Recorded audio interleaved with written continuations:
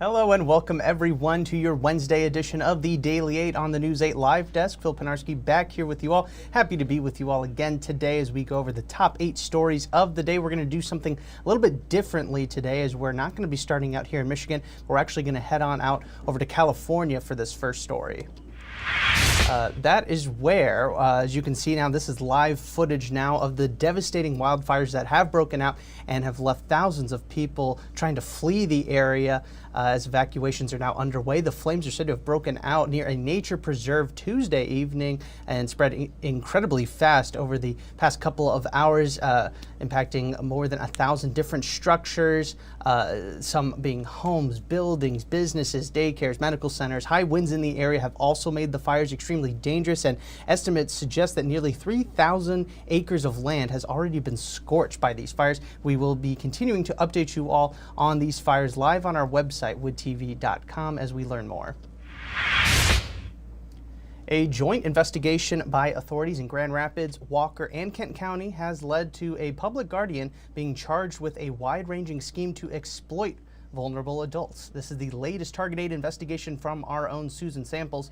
According to court documents, Kimberly St. Onge, who served as a guardian through the Kent County Probate Court, is accused of embezzling more than $43,000 from her victims. St. Onge allegedly cashed her ward's supplemental security income checks at non-bank locations like a Walmart or liquor store, and then put the money in her own account, and then using those expenses for personal use like hotel stays and other items. St. Onge is currently in jail in lieu of a $10,000 bond. She is scheduled to be back in court on January 14th.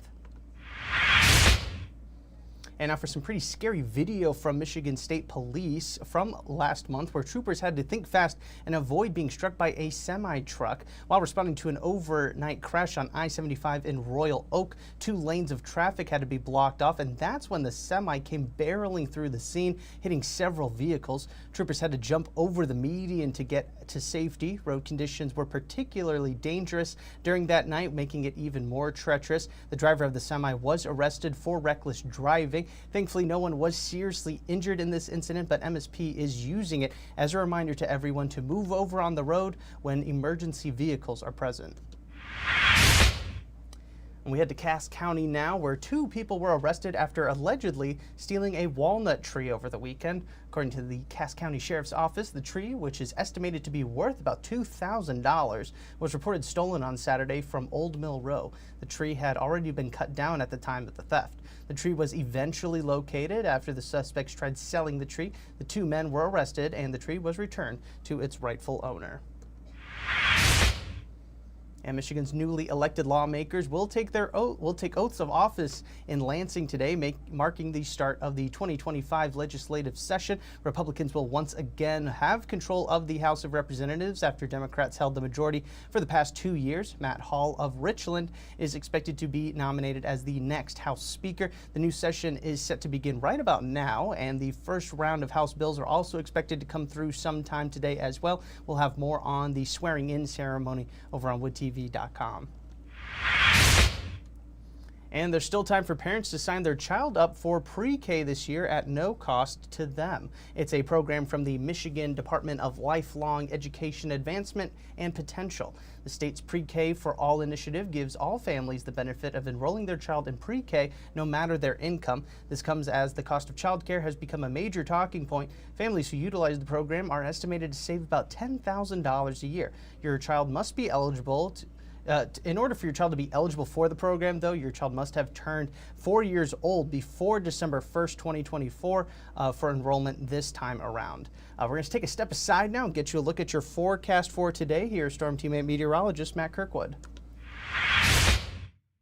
Well, I think some of us will have to use our snow shovels today, but most of us will not. You can see the snow showers flaring up a little bit, and that's going to be the case today. It looks like, especially later on this afternoon, could see some snow showers out there picking up in intensity and heading a little bit further inland, but nonetheless, your best chance of using your shovel, snow blower, would be along the lake shore, 1 to 4 inches possible. That 4-inch amount would be very local.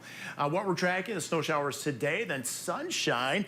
I think we're riots for Thursday. Could see an early morning flurry, but that's about it. Couple of clippers heading our way. Cold front moving through on Friday, and later on Sunday will give us our next chance of snow that very well could accumulate. I don't expect very heavy accumulations. No big storm systems in the 8-day forecast.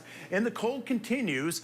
Looking at our chances of snow pretty much each and every day within the 8-day forecast. Although Thursday and the tail end of the 8-day forecast, it looks like mostly dry conditions out there. I think the best chance of accumulating snow will be later on Sunday.